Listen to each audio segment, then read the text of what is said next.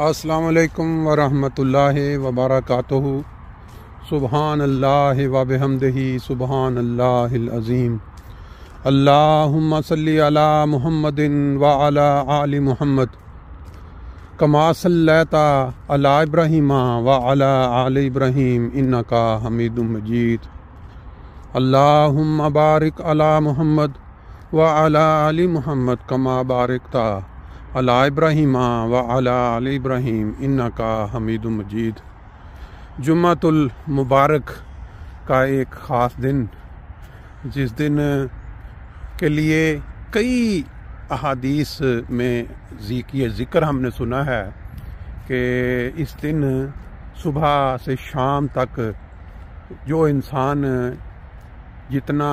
زیادہ درود شریف پڑھتا ہے، روز قیامت اتنا ہی اس کو نبی پاک صلی اللہ علیہ وسلم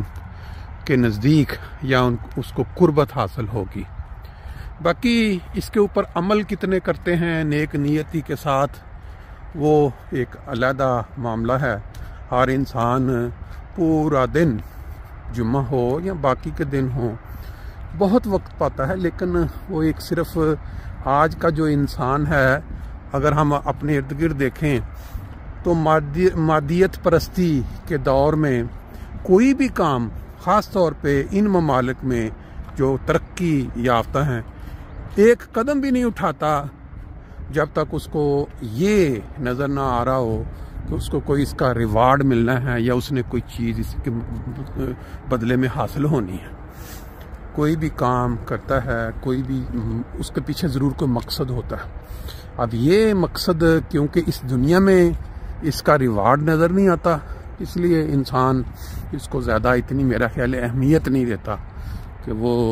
درود شریف جو ہے اس کی جو بار بار ورد کرے۔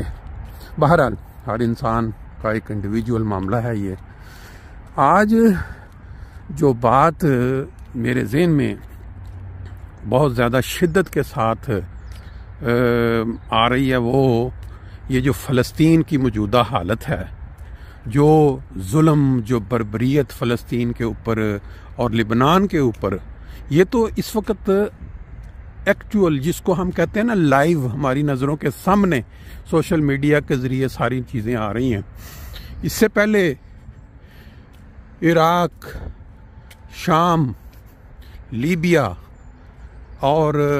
کون کون سے ملک ہیں جو اس وقت اسلامک ملک، جن کے ساتھ جو کچھ ہو چکا سب جانتے ہیں۔ یہ تو موجودہ دور حاضر کی باتیں ہیں۔ اس پرانی ہسٹری بھی نکال کے دیکھ لیں، عراق میں جو انسانی کھوپڑیوں کا مینار بنایا گیا، یا اس کے علاوہ پرانی ہسٹری۔ بات یہ ہے کہ یہ جو فلسطین ہے، اس کے متعلق 1947 میں اقوام متحدہ میں اگر کوئی شخص عالم اسلام کے درد میں کھڑا ہوا، وہ کون تھا؟ شاید مسلمانوں کو، آج کے مسلمان، خاص طور پہ پاکستان جو اردو سپیکنگ ہے، انڈیا میں جو، ان کو شاید اس چیز کو نہیں پڑھایا گیا، نہیں سکھایا گیا، بلکہ اگر کسی کو پتہ بھی تھا تو اس کو کوشش کی گئی ہے کہ اس کے ذہنوں سے اس چیز کو نکال دی جائے۔ وہ سر ظفر اللہ خان صاحب تھے، جن کا تعلق جماعت احمدیہ سے تھا، اور وہ پاکستان کے پہلے وزیر خارجہ مقرر ہوئے تھے۔ انہوں نے اقوام متحدہ کی جو نشست تھی، جہاں فلسطین کے اندر جو یہودیوں کے ساتھ زیادتیاں ہوئی تھیں جرمنی میں یا مختلف ممالک، ان کو آباد کرنے کا جو منصوبہ تھا ان ملکوں کا، برطانیہ کا یا امریکہ کا، اس کے متعلق جو مدلل تقریر کی، جو انہوں نے پوائنٹس ریز کیے اور جو کہا کہ یہ مطلب کیوں ہو رہا ہے، یہ اتنے ممالک ہیں باقی جن کے پاس جگہ بھی ہے، جن کے پاس جو ترقی کی ہوئی ہے، ان کے پاس سہولتیں، کیوں یہ اس طرح اٹھا کے ان کو زبردستی وہاں جا کے آباد کر رہے ہیں۔ ایک پوائنٹ تو یہ ہو گیا۔ یہ چند باتیں ہیں، ایک جھلک ہے اس تقریر کی، یہ آپ سنیں، اور سننے کے بعد پھر آپ اندازہ لگائیں کہ 1947 میں جس وقت मोरक्को ये जो कंट्री है और कई ऐसे मुल्क जो अभी बने भी नहीं थे, जिनके बनवाने में आज़ाद करवाने में सर ज़फ़रुल्लाह ख़ान का जो किरदार था अक़वाम मुत्तहिदा में, शायद बहुत सारे लोग उससे नहीं जानते। तारीख़ का एक हिस्सा है।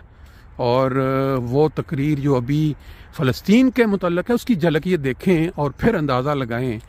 कि कितना दर्द मुसलमानों के लिए उनके दिल में था। और आज के मुसलमान, ख़ास तौर पे पाकिस्तान, इंडिया या बांग्लादेश, वो उन्हीं के मसलक को कह लें या उन्हीं की जमात जिससे वो कहते थे कि मैंने जो भी दुनिया में मुकाम हासिल किया है, मैंने जो भी अपना मर्तबा पाया है, मैंने खिलाफत की बरकत से पाया है। जो मैंने हाथ खिलाफत के हाथ पे रखा है, ये अल्लाह ताला ने मुझे उसकी बरकत से ये मर्तबा या मुकाम अता किया है। और आज का मुसलमान, जो मैंने बार बार जिक्र किया ना, उर्दू समझने वाले, ये इन्होंने उसी खिलाफत को दत्कारा, उसी खिलाफत के ख़िलाफ़ गए। और आज जो हालत फ़लस्तीन की हो चुकी है मौजूदा, और जो हालत पाकिस्तान की हो चुकी है इस वक्त या होने वाली है आइंदा दिनों में, वो आप सबके सामने है। अभी एक तकरीर मेरी नज़र से कल गुजरी मोंग के इलाके में, ये भी मैं उसकी कटिंग आपके साथ शेयर करूँगा इसी वीलॉग के अंदर, कि एक तकरीर आप सुने एक ऐसे शख्स की जिसको आज के ये नाम नहाद मुसलमान कहते हैं ये मुसलमान नहीं है, ये काफिर है। और एक तकरीर सुने उनकी, वो जो जाके लोगों को उकसा रहा है उस इलाके में जहाँ लोग आपस में सुकून के साथ रहते हैं, ज़िंदगी गुजारते हैं, और वो उनको किस तरीके से उकसा रहा है कि ये सुकून, ये आराम इस इलाके का ये बर्बाद होना चाहिए, ये क्यों आप सुकून से रह रहे हैं या रहने दे रहे हैं। ये दोनों कटिंग्स मैं साथ शामिल करूँगा। और फिर ये फ़लस्तीन के मुतल्लिक़ जो एक मारूफ जो आलिम दीन थे, फौत हो चुके हैं, डॉक्टर इसरार, उनकी चंद अल्फाज पे मबनी ये बात कि भी आगे आगे क्या होना है,